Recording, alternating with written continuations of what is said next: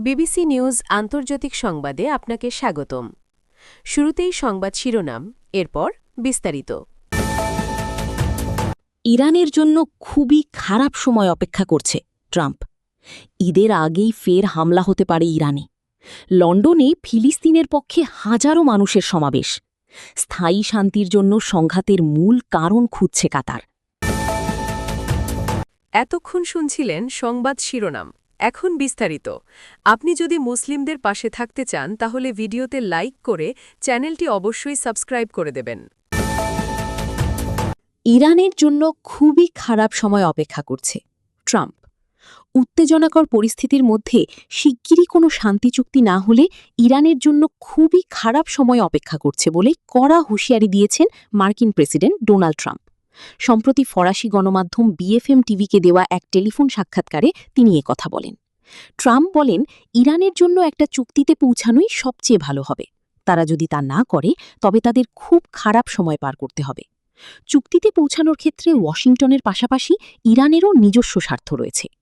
ইরানের পররাষ্ট্রমন্ত্রী আব্বাস আরাগচি বলেছেন, ট্রাম্প প্রশাসনের কাছ থেকে নতুন আলোচনার আগ্রহের ইঙ্গিত দিয়ে বার্তা পেয়েছে, তবে ওয়াশিংটনের আসল উদ্দেশ্য নিয়ে অবিশ্বাস রয়ে গেছে বলেও তিনি সতর্ক করেছেন। বিশ্লেষকদের মতে হরমুজ প্রণালী পুনরায় উন্মুক্ত হলে ট্রাম্প নিজেকে আন্তর্জাতিক মঞ্চে বিজয়ী ঘোষণা করতে পারবেন। একই সঙ্গে তিনি সংশয়ে থাকা মার্কিন ভোটারদেরও এটি বোঝাতে সক্ষম হবেন যে ইরানে চালানো যুক্তরাষ্ট্রের এই ব্যয়বহুল ও প্রাণঘাতী সামরিক অভিযান শেষ পর্যন্ত সফল ছিল। উল্লেখ্য, এর আগে ইরানের পারমাণবিক কর্মসূচি নিয়ে আলোচনা চলাকালেই যুক্তরাষ্ট্র দুবার দেশটির ওপর সামরিক হামলা চালিয়েছিল। ঈদের আগেই ফের হামলা হতে পারে ইরানে। যুক্তরাষ্ট্র ইসরায়েল ইরানের বিরুদ্ধে আবারও সামরিক অভিযান শুরুর প্রস্তুতি নিচ্ছে বলে জানিয়েছে নিউ ইয়র্ক টাইমস। শনিবার এক প্রতিবেদনে এ দাবি করা হয়। সূত্রের তথ্যানুযায়ী ঈদুল আজহার আগেই এ হামলা হতে পারে। প্রতিবেদনে বলা হয়েছে, আগামী সপ্তাহেই ইরান নতুন হামলার মুখে পড়তে পারে। মার্কিন প্রেসিডেন্ট ডোনাল্ড ট্রাম্পের উপদেষ্টারা সম্ভাব্য নতুন হামলার পরিকল্পনা প্রস্তুত করেছেন, যদিও এখনও চূড়ান্ত সিদ্ধান্ত নেননি ট্রাম্প।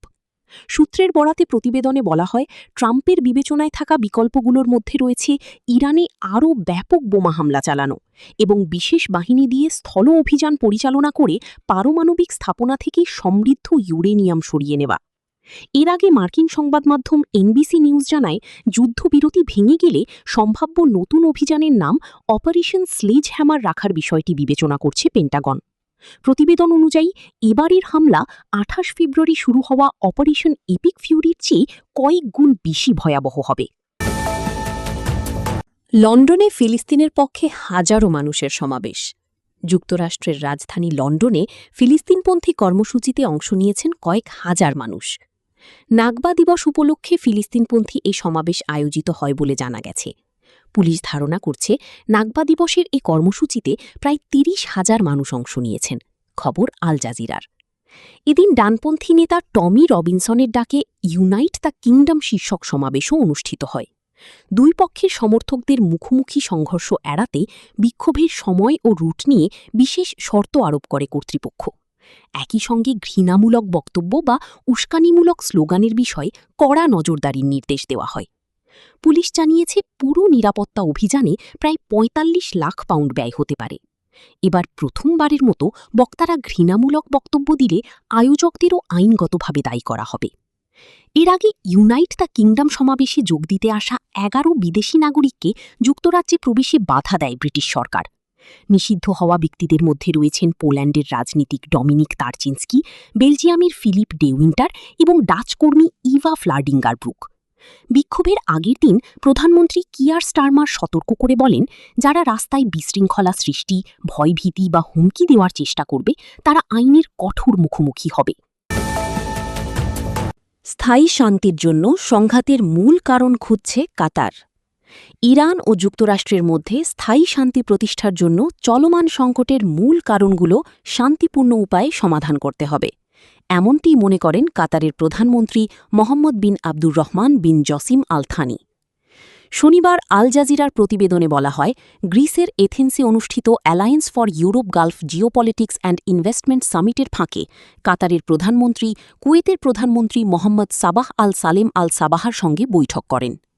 কাতারের পররাষ্ট্র মন্ত্রণালয়ের এক বিবৃতিতে বলা হয়, দুই নেতা ইরান যুক্তরাষ্ট্র যুদ্ধবিরতি এবং উত্তেজনা প্রশমনের প্রচেষ্টা নিয়ে আলোচনা করেছেন।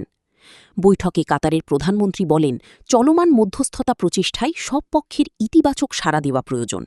তার মতে, সংলাপ ও শান্তিপূর্ণ উপায়ে সংকটের মূল কারণগুলোর সমাধান করা গেলে একটি টেকসই চুক্তির পথ তৈরি হবে, যা ভবিষ্যতে নতুন করে উত্তেজনা ছড়িয়ে পড়া ঠেকাতে সহায়ক হবে।